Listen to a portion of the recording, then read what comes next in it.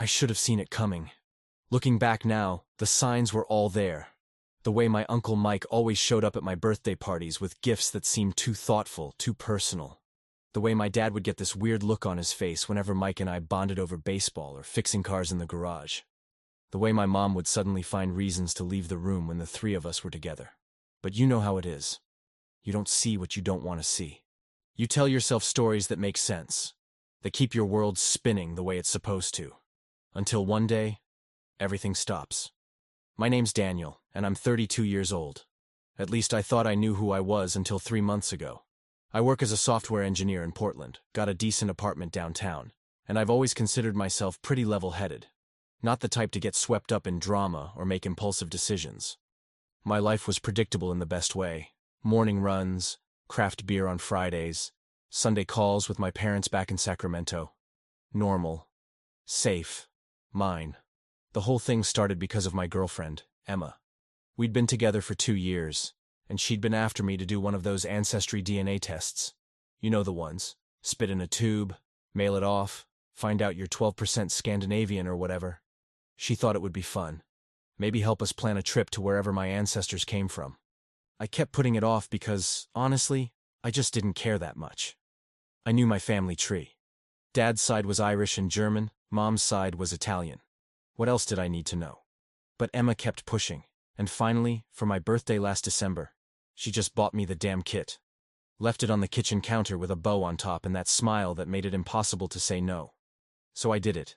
Spit in the tube, sealed it up, sent it off. Forgot about it completely until an email pinged my phone 8 weeks later. The results were in.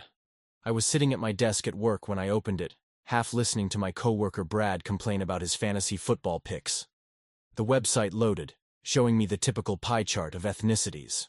Irish, German, Italian, all checking out. Cool. I scrolled down to the relative matches, expecting maybe some distant cousins I'd never heard of. That's when my heart just stopped. The first match showed a 49.7% DNA shared. Parent-child relationship. My dad, Robert Fletcher, age 61.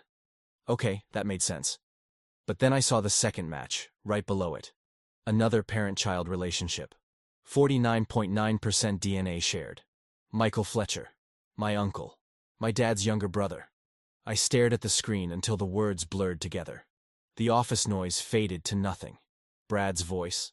The hum of the air conditioning, the clicking of keyboards. Everything went quiet except for the sound of my own heartbeat pounding in my ears.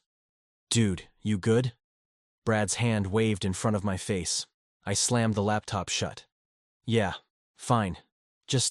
I need some air. I grabbed my jacket and walked out, not caring that it was only 2 in the afternoon. My hands shook as I fumbled with my phone, pulling up the results again on the small screen. Maybe I'd read it wrong. Maybe the website had glitched. But no. There it was, clear as day. 2 parent-child matches, one with the man who raised me, one with his brother. The cold February air hit my face as I stepped outside, but I barely felt it. My mind was racing, trying to make sense of what I'd just seen. How was this possible? There had to be an explanation. A mistake in the database, a glitch in the algorithm, something. But deep down, in that place where you know things before you're ready to admit them, I knew it wasn't a mistake. I walked for blocks without seeing where I was going, nearly getting hit by a bus at one intersection. The driver laid on the horn, screaming something I didn't hear. Nothing felt real. It was like I'd stepped into someone else's life, someone else's nightmare. My phone buzzed. Emma. Still on for dinner tonight? Making that pasta thing you like? I couldn't respond. What would I even say? Hey babe. Funny story. Turns out my entire life is a lie. Instead, I kept walking until I found myself at a bar I'd never been to before. Dark wood, dim lights, the smell of old beer and desperation. Perfect. I ordered a whiskey, then another. The bartender, a woman with tired eyes and too many tattoos, didn't ask questions. Thank God for that. I pulled up my phone and looked at my dad's contact photo. We'd taken it last Thanksgiving, him grinning with his arm around me, both of us holding beers. He looked so happy, so proud. Dad and son. Except, we weren't. Were we? Then I scrolled to Uncle Mike. He lived about an hour away in Eugene, worked as a contractor, came to family gatherings but never stayed too long. Always seemed uncomfortable around my dad, now that I thought about it. They'd exchange these weird looks sometimes. These moments of tension I'd always written off as typical sibling stuff. Jesus Christ. My mom. She had to know. You don't accidentally sleep with your husband's brother and not know which one fathered your kid. The math was simple. Brutal. She knew. She'd known my entire life. The whiskey burned going down, but not as much as the truth. I thought about my childhood, flipping through memories like old photographs. Dad teaching me to ride a bike, his patient voice encouraging me as I wobbled down the sidewalk. Uncle Mike showing up at my Little League games, always in the back, always leaving before the end. The way Mom would get nervous whenever Mike and I spent time together, making excuses to cut visits short. How many times had I hugged this man, my real father, and called him Uncle? How many Christmas dinners had we sat through, pretending to be something we weren't? You want another? The bartender's voice cut through my thoughts. No. I stood up, threw cash on the bar, and walked out into the rain that had started falling. I didn't have an umbrella. Didn't care. The water soaked through my jacket, plastered my hair to my forehead, but I just kept walking. I needed to talk to someone. But who? Emma would tell me to calm down, think rationally. My best friend Tyler would say something about confronting them all, but this wasn't something you could just talk through. My phone rang. Mom. Like she had some kind of radar for when her lies were catching up to her. I let it go to voicemail. Then it rang again. Dad. Or the man I'd called Dad my whole life. What was he now? I answered. Yeah. Danny? Your mom said she couldn't reach you. Everything okay, son? Son. The word hit different now. I'm fine, Dad. Just busy with work stuff. You sure? You sound off. I'm good. I'll call you later. I hung up before he could respond. The rain kept falling. I stood there on the sidewalk, people rushing past with umbrellas, the city moving around me like I wasn't even there. By the time I reached my apartment building, it was dark, and I was shivering. Emma's car was in the parking lot. Right. Dinner. Normal life. I climbed the stairs slowly. The door to my apartment was unlocked. Emma had a key. I could smell garlic and tomatoes, hear music playing softly. She was singing along, off-key and happy. I stood in the doorway, watching her move around my kitchen. She turned and saw me, her smile fading immediately. Oh my God, Daniel, you're soaked. What happened? I opened my mouth to answer, but the words wouldn't come. Instead, I just stood there, dripping rainwater onto the floor. Daniel? She crossed to me. Talk to me. What's going on? The DNA test. My voice came out hoarse. The results came back. Her face lit up for a second. Oh, that's exciting. Did you find out anything cool? Yeah. I met her eyes. I found out everything I knew about my family was a lie. Life has this funny way of continuing even when your world's falling apart. The next morning I still had to go to work. Still had to smile at Brad's stupid jokes. Still had to sit through meetings about software updates nobody cared about. Emma had stayed over, held me while I finally broke down and told her everything. She'd been perfect about it. Didn't try to fix it. Didn't offer platitudes. Just listened. What are you going to do? She'd asked around midnight, both of us lying in the dark. I don't know. And I really didn't. Part of me wanted to pretend I'd never taken that test, never opened those results. The other part, the part that was already taking screenshots and saving evidence, knew there was no going back. I spent the next few days in this weird fog, going through the motions. My parents kept calling, and I kept making excuses. Work emergency. Feeling sick. Phone died. They knew something was up. Parents always know, but they didn't push. Not yet. It was Tyler who finally got me to talk about it. We'd been friends since college, and he knew me well enough to know when I was spiraling. He showed up at my apartment on Friday night with a six-pack and refused to leave until I spilled. So, let me get this straight, he said after I'd finished explaining. Your Uncle Mike is actually your biological father? Yep. And your dad, Robert, he might not even know? I have no idea, man. That's what's killing me. Tyler took a long pull from his beer, processing. Dude, that's some Jerry Springer-level drama right there. I almost laughed. Trust Tyler to break the tension. Yeah, real classy genetics I got here. So what's the plan? You gonna talk to them? Eventually. I mean, I have to, right? I rubbed my face. But which one first? Do I go to my mom and demand answers? Do I talk to Mike? Do I tell Dad that his wife screwed his brother and he's been raising the kid that came from it? Jesus. Tyler shook his head. No good options there. None. We sat in silence for a while, just drinking beer and watching some basketball game neither of us cared about. Finally, Tyler spoke up. You know what you need? You need to know what you're dealing with before you go in guns blazing. Like, was this a one-time thing? An affair? Did your dad know from the start? He was right. I needed more information. The DNA results told me what, but not how, or why, or who knew what when. That night, after Tyler left, I started digging through old family photos on my laptop. My parents had digitized everything a few years back, and I had copies of all of it. I pulled up photos from around the time I would have been conceived, summer of 1992. There they were. Mom and Dad at a barbecue, her laughing at something off camera. Mike in the background, beer in hand, watching them. More photos, a camping trip, someone's birthday party, a 4th of July celebration. In every single one, there was this weird energy I'd never noticed before. The way Mike and my mom never looked at each other directly. The way Dad's arm was always possessively around Mom's shoulders. The way Mike always positioned himself as far from them as possible. Then I found something that made my blood run cold. A photo from my first birthday party. Me in a high chair, cake smashed all over my face. Mom and Dad on either side, smiling for the camera. But in the corner, barely in frame, was Mike. And he wasn't looking at the camera. He was looking at me with this expression. God, I can't even describe it. Longing? Regret? Pain? All of the above? I zoomed in on his face until the pixels blurred. That look. That damn look. Should have known right then. My hands trembled as I closed the laptop. The apartment suddenly felt too small. Too quiet. I grabbed my keys and headed out. No destination in mind. Just needed to move. To breathe. To not be alone with these thoughts. I ended up at a 24-hour diner I used to hit up in college. The kind of place with cracked vinyl booths and coffee that tasted like burnt rubber. The waitress, her name tag said Shirley, didn't bat an eye when I ordered just coffee at 2 in the morning. Rough night, hun? You could say that. She refilled my cup without asking. Well, you're in good company. This place specializes in rough nights. I looked around at the other patrons. A trucker staring into his phone. A couple of college kids cramming for exams. A woman my mom's age sitting alone, stirring sugar into her tea with mechanical precision. All of us awake when we should be sleeping, dealing with whatever kept us from our beds. My phone buzzed.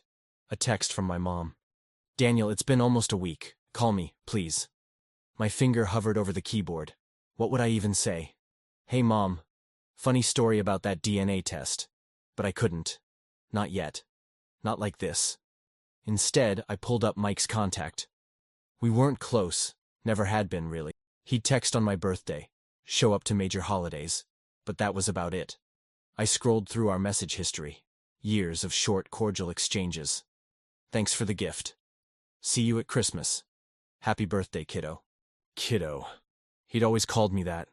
The coffee had gone cold, but I kept drinking it anyway. Shirley came by with the pot again. You want some pie? Apple's fresh. Sure. Why not? She brought it with a scoop of vanilla ice cream melting on top. The smell hit me hard. It was exactly like the apple pie my grandmother used to make. She'd died when I was 15, and I hadn't thought about her in years. But suddenly, I remembered her kitchen. The way she'd always make me help her core the apples. The way she'd sneak me extra ice cream when Mom wasn't looking. Had she known? Had Grandma Fletcher looked at me and known I wasn't really her son's kid? The pie tasted like ashes in my mouth. I paid and left, walking the empty streets as dawn started to break. The city looked different in that early morning light. Softer somehow, like maybe it was giving everyone a chance to start over. Fresh slate. New day. All that optimistic garbage. But I couldn't start over. I was stuck in this truth, and it was only going to get heavier the longer I carried it alone. By the time I got home, Emma was awake, making coffee in my kitchen. She'd stayed over every night since the revelation, never making a big deal about it, just being there. Where'd you go? She asked, handing me a mug. Just driving. Thinking. And I need to talk to them. All of them. I can't keep living like this. She nodded. Okay. How do you want to do it? I don't know. But soon. This week. Emma squeezed my hand. Whatever you need, I'm here. I believed her. But as I stood there in my kitchen, coffee warming my hands, I couldn't shake the feeling that once I opened this door, once I demanded the truth, nothing would ever be the same. The Daniel Fletcher who existed before that DNA test was gone. Now I just had to figure out who I was supposed to be instead. The hardest part wasn't just knowing the truth. It was looking at my entire life through this new lens and seeing all the things I'd missed. Little comments that hadn't made sense at the time. The way my dad's family had never fully embraced me, always keeping me at arm's length. The way my mom got defensive whenever anyone said I looked more like Mike than Robert. I'd always been told I had Mike's eyes. Same dark brown, same shape.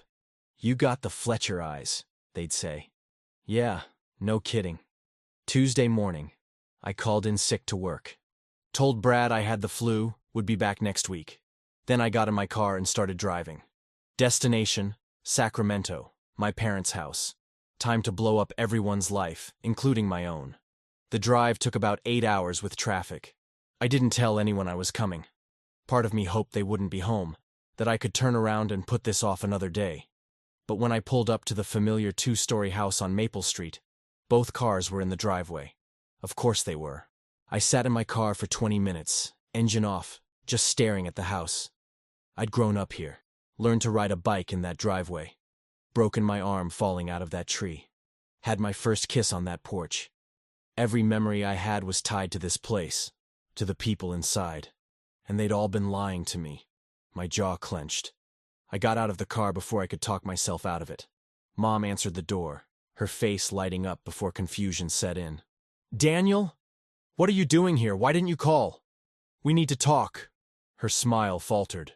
Of course, honey. Come in. Your dad's just... I know. I walked past her into the living room. The house smelled like lemon cleaner and the vanilla candles Mom always burned. Home. Except it wasn't. Not anymore. Dad was in his recliner, reading glasses perched on his nose, newspaper in hand. The picture of suburban retirement. He looked up when I entered. Danny? This is a surprise. He started to get up. Don't. My voice came out harder than I intended. Just sit down. Both of you. They exchanged a look. That look. The one I'd seen 1,000 times and never understood. Fear. Guilt. Recognition that their time was up. Mom sat on the couch, twisting her wedding ring. Dad put down his newspaper carefully, like he was buying time. What's this about, son? I took a DNA test. I pulled out my phone, hands steady despite my racing heart. Got the results back last week. The color drained from my mother's face. She went sheet white, her breath catching audibly. Dad just stared at me, his expression unreadable. Daniel, Mom started. Don't. I held up my hand. Don't lie to me. Not anymore. I know. The silence that followed was suffocating. The clock on the mantel ticked. Outside, a dog barked. The heater kicked on with its familiar rattle. All these normal sounds in a moment that was anything but. Finally, Dad spoke. What exactly do you know? His voice was quiet. Dangerous quiet. And that's when I realized he hadn't known. After 32 years, he'd been in the dark too. Oh, God. Dad! I swallowed hard. This wasn't how I'd wanted this to go. I'd thought they both knew that I'd be confronting two guilty parties. But looking at his face now, seeing the slow dawn of understanding, I realized I was about to destroy him too. My mom made a sound somewhere between a gasp and a sob. Robert, please. Susan. He didn't raise his voice, but she stopped talking immediately. He turned those familiar hazel eyes on me. Tell me. The test showed 2 parent-child matches. The words felt like glass in my mouth. You and Mike. I watched my father, the man who'd raised me, taught me everything I knew about being a man, crumble in real time. His face didn't change much. A slight twitch of his jaw, a tightening around his eyes. But I saw it all the same. Saw the moment his whole world came apart. Robert, I can explain. Mom was crying now, full-on sobbing. Can you? He still hadn't looked at her. He was staring at me like he was seeing me for the first time. Can you really explain how you slept with my brother and let me raise his son for 32 years? It was one time, one stupid mistake. One mistake? Now he looked at her, and the rage in his eyes made me step back. One mistake that you let me live with every single day for 3 decades? You have to understand. We were fighting. You'd just lost your job, and Mike was there. Mike was there. Dad stood up slowly. My brother. Your husband's brother. And you thought, what? That would fix things? I should have left. Should have walked out and let them have this fight in private. But I couldn't move. Couldn't look away. Did he know? Dad's voice had gone cold. Does Mike know he's Daniel's father? Mom's silence was answer enough. Holy shit. Dad actually laughed, a bitter, broken sound. You both knew. You and Mike. All this time. Every holiday, every birthday, every family gathering. You both knew, and you looked me in the eye and lied. I wanted to tell you, Mom whispered. So many times I wanted to. But you didn't. He slammed his hand on the armrest. You didn't tell me. You let me love this boy, raise him, call him my son, and all the while you knew he wasn't mine. He is yours. Mom's voice broke. In every way that matters, he's your son. You're the one who raised him, who was there for every scraped knee and baseball game and… Don't! I finally found my voice. Don't you dare make this about what a great parent he was while you were lying to both of us. Mom turned to me, mascara running down her cheeks. Daniel, please. You have to understand. Understand what? That you're a liar? That my entire life is built on your betrayal? The words were coming faster now, all the anger I'd been holding in for a week finally spilling out. Do you have any idea what this feels like? Looking in the mirror and not knowing who I am anymore? You're still you, she pleaded. Nothing's changed. Everything's changed, I was shouting now. Everything. My dad isn't my dad. My uncle is my father. You… I pointed at her, my hand shaking. You let me grow up thinking I knew where I came from, who I was. You stole that from me. Dad hadn't moved. He was still standing by his chair, staring at nothing. Then quietly, I need you both to leave. Robert, get out of my house. Mom stood up, reaching for him. Please, let's talk about this. Get out. I'd never heard that tone from him before. Empty, final, like something inside him had just died. Mom looked at me, desperate. Daniel, please. But I was already heading for the door. I heard her behind me, her heels clicking on the hardwood, her sobs echoing through the house. My house. Except it wasn't my house anymore. I didn't know what it was. If you're enjoying this story, hit that like button and subscribe to the channel. Drop a comment if you've been through something similar. Sometimes knowing you're not alone makes all the difference. I drove to a hotel without thinking, checked in, and sat on the edge of the bed staring at the wall. My phone was blowing up. Mom calling, texting, leaving voicemails I didn't listen to. Emma checking in. Tyler asking if I was okay. But I couldn't respond to any of them. I was too numb. The confrontation had played out nothing like I'd imagined. I'd thought I'd get answers. Closure. Instead, I'd just blown up what was left of my family. Around midnight, there was a knock on my door. I opened it without checking the peephole, half hoping it was Emma somehow tracking me down. It was Mike. We stood there for a long moment, just looking at each other.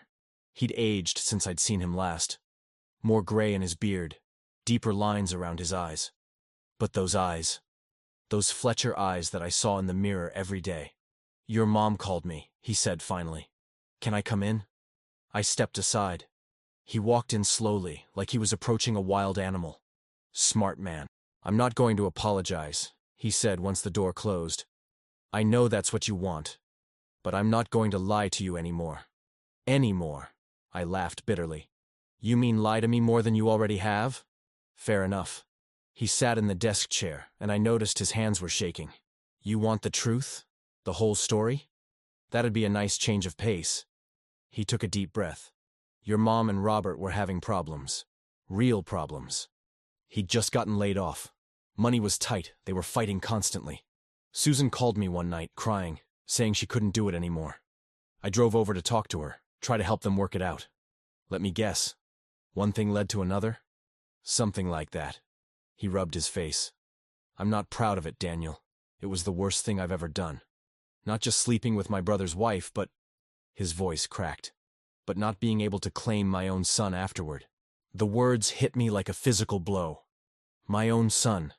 Hearing it out loud from his mouth made it real in a way the DNA results hadn't. "When did you know?" I asked. "Your mom told me she was pregnant about 6 weeks after. She said she'd done the math, and it had to be mine. We agreed not to tell Robert, agreed that me being in your life as an uncle was better than tearing the family apart. How noble of you both. I know how it sounds." He leaned forward, elbows on his knees. "But you have to understand. Robert loved you from the moment you were born. He was a wreck when Susan was pregnant. So excited, so proud. I couldn't take that from him. Couldn't take you from him. So, instead you took 32 years of my life and built them on a lie. Yes. At least he didn't try to deny it. I did. We did. And I've regretted it every single day. I wanted to hate him. Wanted to scream at him like I'd screamed at my mom. But looking at him now, seeing the guilt and pain etched into his face, I just felt empty. Why'd you stay away? I asked. All those birthdays you left early. All those times you barely talked to me. If you're my father, why weren't you more involved? Because it hurt too much. His voice was barely a whisper. Every time I saw you, every time you called Robert Dad, it was like a knife in my chest. I loved you, Daniel. I love you. But I couldn't be your father, so I had to keep my distance. It was the only way I could handle it. Silence fell between us. Outside, I could hear traffic, people coming and going from their normal lives. Meanwhile, mine was shattered on this cheap hotel room floor. "Does he know?" Mike asked finally. "Robert, did you tell him?" "Yeah. Today. Your timing's impeccable. He just found out a few hours ago." Mike's face went even paler. "Jesus, how did he—" "About how you'd expect. Told Mom to get out. Told me to leave. Pretty sure your brother's done with all of us. I need to call him. Good luck with that." I grabbed my jacket. "I need some air." "Daniel." "Wait." But I was already out the door, taking the stairs 2 at a time, bursting out into the cold night air. I walked without direction again, my feet carrying me through unfamiliar Sacramento streets. My city. The place I'd grown up. Except I didn't recognize anything anymore. I found myself at a park I used to play in as a kid. The same swings, same slide, probably the same wood chips. I sat on a swing, feet dragging in the gravel, and pulled out my phone. One voicemail from Dad, from Robert. Whatever I was supposed to call him now. I played it. "Danny." His voice was rough, like he'd been crying. I don't know what to say. I'm angry. At your mother, at Mike, at the whole situation. But not at you. Never at you. You're my son. I don't care what any test says. You're my boy, and that's never going to change. I need some time to process this, to figure out how to move forward. But I love you. I need you to know that. I love you. The message ended. I played it again. Then again. You're my son. I sat there on that swing, 32 years old, crying like the kid I'd been the last time I was here. Because that's what I needed to hear. Not explanations or excuses. Just that simple truth. I was his son. The next few weeks were a blur of difficult conversations and awkward silences. I drove back to Portland, tried to return to normal life, but normal was gone. Emma was patient, giving me space when I needed it, holding me when I broke down. Work became my escape. Losing myself in code was easier than dealing with reality. Mom kept calling. I eventually answered, but our conversations were stilted, painful. She wanted forgiveness, wanted things to go back to how they were. I couldn't give her that. Not yet. Maybe not ever. Mike sent one text. "I'm here if you want to talk." No pressure. I didn't respond. Dad, Robert, called every few days. We talked about small things. Work, the weather, basketball scores. Neither of us brought up the elephant in the room. We were both too raw, too broken. But we talked. That was something. Tyler came over one Saturday with beer and terrible action movies. "You doing okay, man?" "Define okay." "Fair point." He settled onto my couch. "For what it's worth, I think your dad, Robert, I think he's handling this pretty well." "Yeah?" "He could have walked away. Told you to figure it out on your own. But he didn't. He's still showing up." I thought about that. Tyler was right. Robert had every reason to wash his hands of me, of this whole situation. But he hadn't. What about Mike? Tyler asked carefully. What about him? You gonna talk to him? I mean, he is your biological father. Biology doesn't make you a father. The words came out sharper than I intended. Being there does. Showing up does. Robert's my dad. Mike's just... I struggled for the right word. He's just the guy who contributed DNA. But even as I said it, I knew it wasn't that simple. Mike had stayed away to protect me, to give Robert the chance to be my father. In his twisted way, he'd sacrificed his relationship with his own son for what he thought was right. That didn't excuse the lie, but it complicated things. Spring turned to summer. The texts from my mom slowed down, then stopped. I heard through the grapevine that my parents were separating. Not surprising, but still painful. 35 years of marriage, gone because of one night 33 years ago. Robert moved to a small apartment in Davis. We started having dinner every other week. Just the two of us. No pressure, no deep conversations. Just father and son, figuring out how to be family in this new reality. One night in July, as we were finishing dessert at his favorite diner, he brought it up. You ever talk to Mike? I shook my head. No point. I think there is. That surprised me. You're defending him? Not defending, just... He set down his fork. I've had time to think. A lot of time. And I realize Mike gave me the greatest gift anyone could. He gave me you. Dad, I'm not saying what they did was right. It wasn't. It was betrayal, plain and simple. But the result of that betrayal was you. And I wouldn't trade being your father for anything in this world. My throat tightened. You're a better man than I am. I don't know about that. He smiled sadly. I just know that hate is exhausting. And at the end of the day, Mike's my brother. And he's your father. Those are facts we can't change. We can only decide what we do with them. I thought about his words all week. Thought about Mike, alone in Eugene, probably drowning in guilt. Thought about all the birthdays he'd missed. All the moments he'd watched from the sidelines. Finally, I sent a text. Coffee? His response came in seconds. When? We met at a coffee shop halfway between Portland and Eugene. Neutral territory. He was already there when I arrived, sitting at a corner table, hands wrapped around a mug like he was trying to warm himself despite the summer heat. I ordered coffee and sat down across from him. We didn't speak for a long moment. Thanks for coming, he said finally. Yeah. Another silence. This was harder than I'd thought it would be. I don't know what I'm supposed to call you, I admitted. Mike feels weird now. Uncle feels like a lie. Dad's taken. He winced. Call me whatever you're comfortable with. That's the problem. I'm not comfortable with any of it. I get that. He looked down at his coffee. For what it's worth, I never wanted things to be this way. I wanted... His voice broke. I wanted to be your father. Not the man on the sidelines, but your actual dad. But I couldn't. So I took what I could get. That must have sucked. You have no idea. He looked up at me, and his eyes were wet. Watching Robert teach you to drive, help you with homework, walk you through your first heartbreak. Those should have been my moments. But they weren't, and they couldn't be, and I had to watch from the outside and pretend I was okay with it.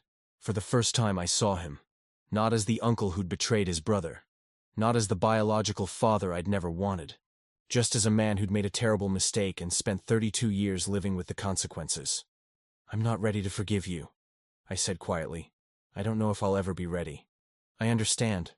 But, I took a breath. But maybe we could start over. Not as uncle and nephew.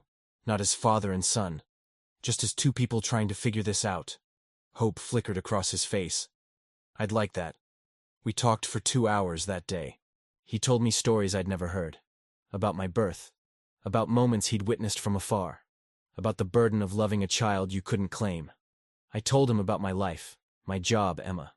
Small steps towards something that wasn't forgiveness, but wasn't hate either. As we stood to leave, he hesitated, then pulled out his wallet. He handed me an old photograph, edges worn from handling.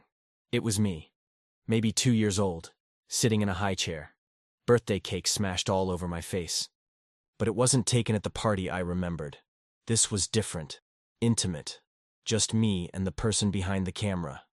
I asked your mom to take that, Mike said softly, at your first birthday party. before everyone else arrived. I wanted one moment, one picture, where it was just you and me. I've carried it every day since. I stared at the photo, seeing it with new eyes, seeing the love behind the lens. "Keep it," he said. "Or don't. Whatever you want." I put it in my pocket. Autumn arrived, bringing with it a kind of peace I hadn't expected.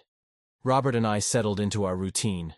Dinners, phone calls, the occasional baseball game. Our relationship hadn't changed much, honestly. He was still my dad in all the ways that mattered. Mike and I met for coffee once a month. The conversations got easier, more natural. He wasn't Dad, but he wasn't just Mike anymore either. He was something else, something new. Emma and I moved in together. She'd been my rock through all of this, never pushing, always supporting. One night, as we unpacked boxes in our new apartment, she asked the question I'd been avoiding. "Have you talked to your mom?" I'd known it was coming. "No. Daniel, I'm not ready, Em." She sat down on a half-unpacked box. "I get that. But she's still your mom. And she's going through this too. She brought this on herself. Maybe. But that doesn't mean she doesn't deserve a chance to explain. Really explain, not just the rushed version you got that day." I knew she was right. I'd been avoiding my mom for months, ignoring her calls and texts. Part of me wanted to punish her, to make her feel even a fraction of what I'd felt.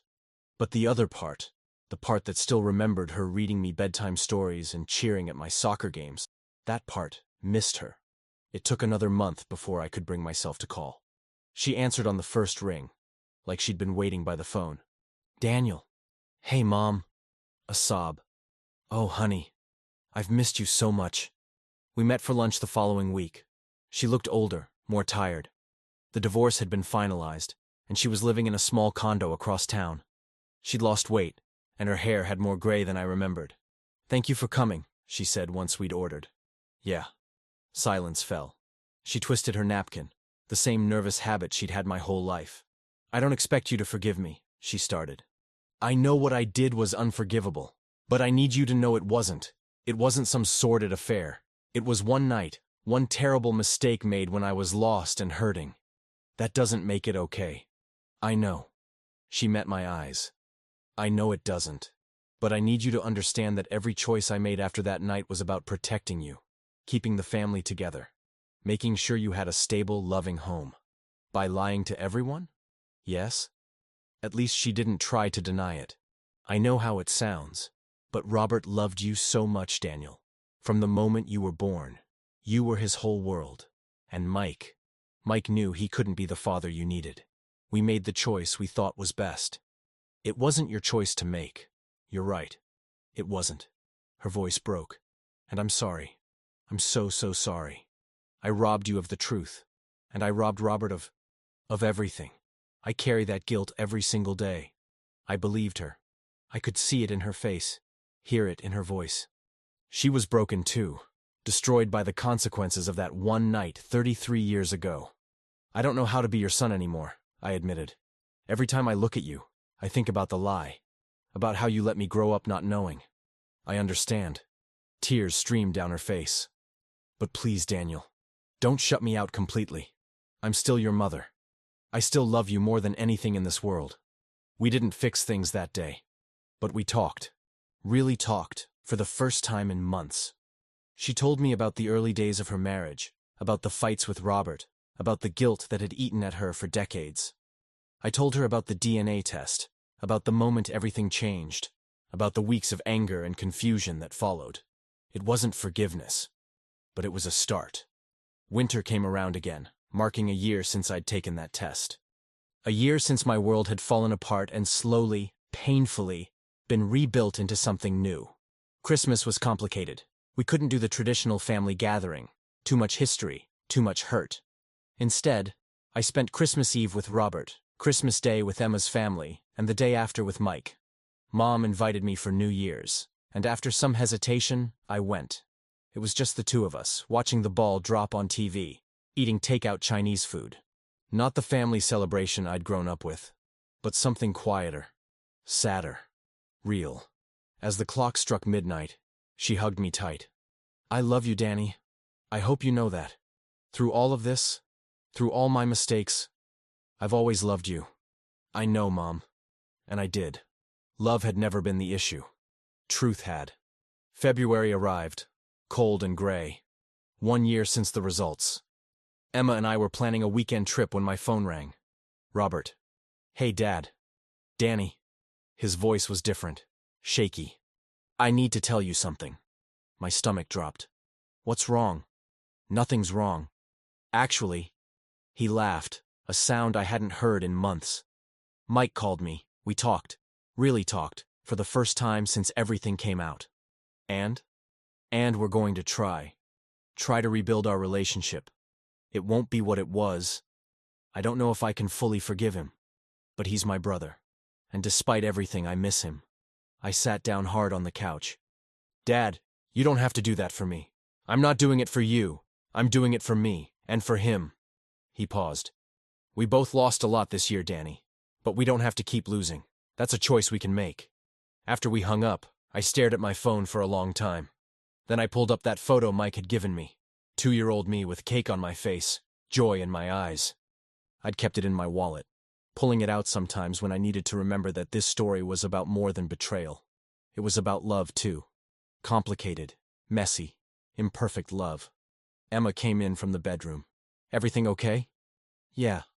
I smiled at her. Actually, yeah. I think it might be.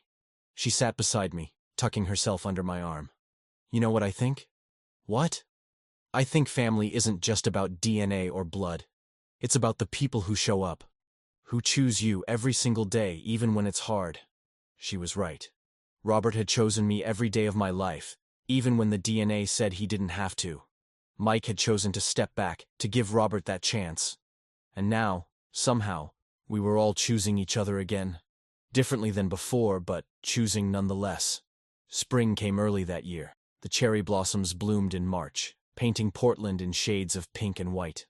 Emma and I walked through the park, hand in hand, talking about the future. About maybe getting married someday. About kids of our own.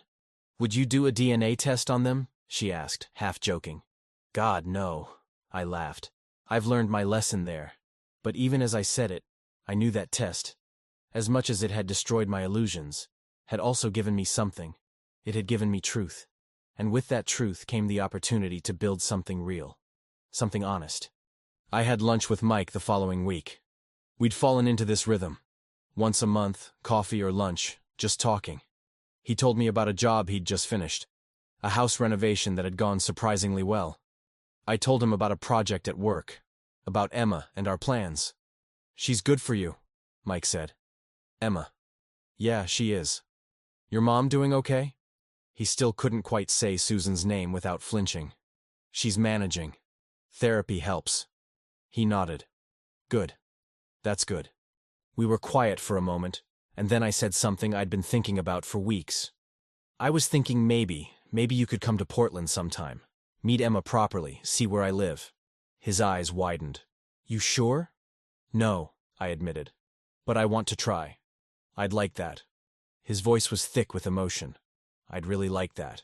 Robert came to dinner the next month, just the three of us, Emma cooking her famous lasagna. It was awkward at first, all of us navigating this new territory. But Emma had this way of making everyone comfortable. And by the end of the night, we were laughing. Actually laughing. As I walked Robert to his car, he put his hand on my shoulder. You're building a good life here, Danny. Thanks, Dad. I'm proud of you. The way you've handled all of this. I know it hasn't been easy. It hasn't been easy for you either. He smiled sadly. No. But we're getting through it. That's what counts. After he left, I stood on my porch, looking up at the stars. A year ago, I'd stood in the rain, my world falling apart. Now here I was, stars above me, Emma inside making tea, my father driving home after a good meal. Different than before, but good. Real. Mike visited a month later. He and Emma hit it off immediately, bonding over their shared love of terrible reality TV. Watching them laugh together, I felt something shift inside me. Not forgiveness. I still wasn't sure I could offer that. But something softer. Acceptance, maybe. That night, after Emma went to bed, Mike and I sat on the porch with beers. Thank you, he said quietly, For giving me a chance. Don't thank me yet. This is still weird as hell. He laughed. Fair enough. We sat in comfortable silence, the sound of the city humming around us. Can I ask you something? I said finally. Anything. Do you regret it? That night with Mom? He thought about it for a long time. I regret the betrayal. I regret the pain it caused Robert. I regret the years of lying. He looked at me. But I can't regret it completely. Because it gave me you. Even if I couldn't claim you, even if I had to watch from the sidelines, you're still the best thing I've ever had a part in creating. I didn't know what to say to that. So I just nodded and took another pull from my beer.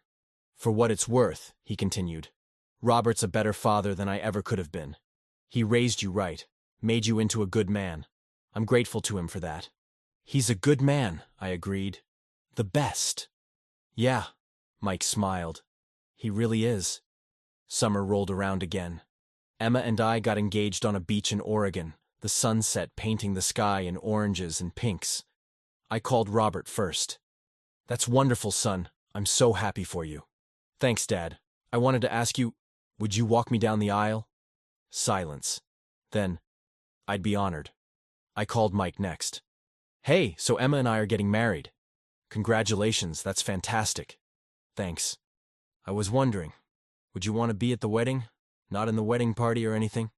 Just there? I'd love that, Daniel. Thank you. I called Mom last. She cried, of course. Happy tears this time. I'm so proud of you, honey. Emma's wonderful. She is. I paused. Mom, I want you there too, at the wedding. More tears. Are you sure? I'm sure. You're my mom. You should be there. The wedding planning brought its own challenges. How do you seat a family this complicated? How do you navigate the relationships that are still healing? But Emma handled it with grace, making sure everyone felt included without forcing interactions that weren't ready to happen. The night before the wedding, I couldn't sleep. I got up and went outside, staring at the stars like I used to as a kid when things felt too big to handle. Can't sleep either? Emma appeared beside me, wrapped in a blanket, just thinking. About how different everything is now. About how a year and a half ago I thought I knew exactly who I was, and now you know better, she finished. You know who you really are. And who's that? She smiled. You're the son of a man who chose to love you, even when biology said he didn't have to. You're the son of a man who sacrificed his relationship with you to give you a better life. You're the son of a woman who made mistakes, but never stopped loving you. You're all of those things, and you're so much more. I pulled her close. How'd I get so lucky? You did a DNA test and destroyed your family. She grinned. Real catch, you are. I laughed despite myself. Too late to back out now. Way too late. The wedding was small, intimate, just family and close friends. Robert walked me down the aisle, his hand steady on my arm. Mom cried through the whole ceremony. Mike sat in the back, trying to be invisible, but smiling through tears. At the reception, something unexpected happened. Robert and Mike ended up at the bar at the same time. I watched, heart in my throat, as they looked at each other. Then Robert held out his hand. Hey, brother. Mike stared at it for a moment before taking it. Hey. They didn't hug. Didn't have some big emotional reconciliation. Just shook hands and ordered drinks. But it was something. After everything, it was something. Emma and I honeymooned in Italy. Her idea. Wanting to connect with that part of my heritage. We ate pasta in Rome, drank wine in Tuscany, got lost in Venice's winding streets. And for 2 weeks, I didn't think about DNA tests or family drama. I just existed in the moment, with the woman I loved, building our future. When we got back, real life resumed. Work, bills, figuring out married life. But something had shifted. The weight I'd been carrying since that February day had lifted, just a little. Fall came again. 2 years since the test. I met Robert for our regular dinner, and as we ate, he told me he'd started dating someone. A nice woman named Patricia he'd met at his book club. That's great, Dad. Really great. It feels weird, he admitted. After 35 years with your mom. But also good. Like maybe I'm finally moving forward. You deserve to be happy. So do you. He smiled. And you are, aren't you? With Emma? Yeah, I really am. Mike called later that week. He'd met someone too. A woman named Sarah who owned a bakery in Eugene. That's awesome, Mike. Thanks. She knows about everything. I told her up front. Figured it was better to be honest from the start. How'd she take it? She said everyone's got complicated families. Hers is no picnic either. He laughed. Think maybe we'll all make it through this, you know? Yeah, I said. I think we will. Mom was the last piece. She'd been in therapy regularly, working through her guilt and the divorce. When I called to check in, she sounded lighter. Different. I'm thinking about moving, she said. Maybe up to Portland. Be closer to you and Emma. Yeah? If that's okay with you. I don't want to intrude on your life, but… Mom, it's fine. I'd like that, actually. And I meant it. Somewhere along the way, the anger had faded. Not forgotten, not erased, but softened into something I could live with. She moved to Portland that winter. We started having Sunday dinners. Just the two of us at first, then with Emma, then occasionally with Robert when he was in town. Baby steps towards something that felt like family again. One Sunday, as we were cleaning up after dinner, she said something that surprised me. I saw Mike last week. I stopped loading the dishwasher. Oh? He was in Portland for work. We had coffee. She wiped down the counter, not looking at me. It was the first time we'd really talked since everything came out. Really talked, I mean. How was it? Hard. Good. Necessary. She finally met my eyes. We needed to face each other, you know? Stop hiding from what we did. Are you… Is there anything… God, no. She actually laughed. No, honey. That ship sailed 3 decades ago. We just needed closure. Both of us. I nodded, understanding. Closure was important. I'd learned that over the past 2 years. If this story touched your heart, subscribe to the channel for more emotional stories. Leave in the comments what story you'd like to hear next. Remember, you're stronger than you think. Spring arrived for the 3rd time since the test. Emma and I found out we were expecting. A baby. Our baby. I called Robert first. He cried. Actually cried, talking about being a grandfather. I called Mike next. He was quieter, more reserved, but I could hear the emotion in his voice. Congratulations, Daniel. That's wonderful news. Thanks. I was thinking. The baby's going to need grandparents, all of them, you included. Silence. Then, I'd like that. Thank you. Mom was over the moon, already planning nursery themes and buying tiny clothes. Watching her excitement, I realized how far we'd come. From that explosive confrontation in Sacramento to this, genuine joy, shared happiness. One evening, about 6 months into Emma's pregnancy, all of us ended up in the same place for the first time since the wedding. It wasn't planned. Robert was in town. Mike had stopped by to drop off a crib he'd built. Mom came over to bring baby clothes. And suddenly, there we all were, in our small apartment, navigating this impossible situation. It was awkward at first. Everyone tiptoeing around each other, not sure how to act. But then Emma went into hostess mode, pouring drinks and setting out snacks. And somehow, slowly, conversations started flowing. Robert and Mike talked about the crib Mike had built, discussing woodworking techniques. Mom asked Emma about names. I just watched, amazed that we were here in this moment, somehow making it work. Later, as people were leaving, Robert pulled me aside. You've done something remarkable, you know. What's that? You took something that should have destroyed this family and somehow made us stronger, made us face our lies and build something real. I didn't do that alone. No, but you led the way. He squeezed my shoulder. Your kid's going to be lucky. He's going to have a father who knows how to be honest, how to be brave. After everyone left, Emma and I collapsed on the couch, exhausted. That was intense, she said. Yeah. But good? I thought about it. About seeing all of them together, damaged but healing.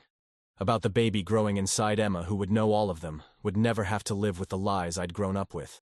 Yeah, I said. It was good. Our daughter was born on a sunny day in August. Lily Marie. She had Emma's nose and my eyes. Those Fletcher eyes that connected me to both Robert and Mike. Robert was the first visitor, bringing flowers and tears and so much love. Mike came later, hanging back, unsure of his place. But when I handed him Lily, he looked at her with such wonder. She's beautiful, he whispered. She is. Thank you for letting me be here. For including me. You're her grandfather, I said simply. Both of you are. Mom stayed for 2 weeks, helping with night feedings and diaper changes. Watching her with Lily, I saw her as she must have been with me.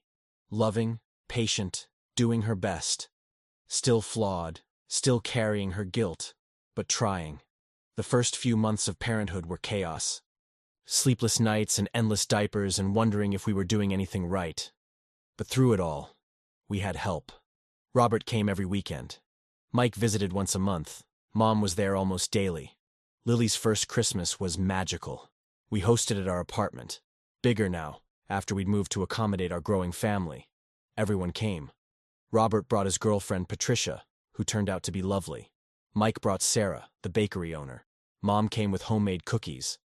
I watched them all pass Lily around. Watched how gently they held her. How much love was in the room. This complicated, messy, broken, beautiful family we'd somehow created from the ashes of lies. As I stood there, Emma beside me, our daughter surrounded by people who loved her, I thought about that day 2.5 years ago. The day I'd opened those DNA results and watched my world collapse. I'd thought it was an ending, the destruction of everything I knew. But looking around at this room, at these people who'd hurt each other and forgiven each other and chosen each other despite everything, I realized it had been a beginning. Not an easy beginning, not a painless one, but a beginning nonetheless. Robert caught my eye and raised his glass. To family, he said.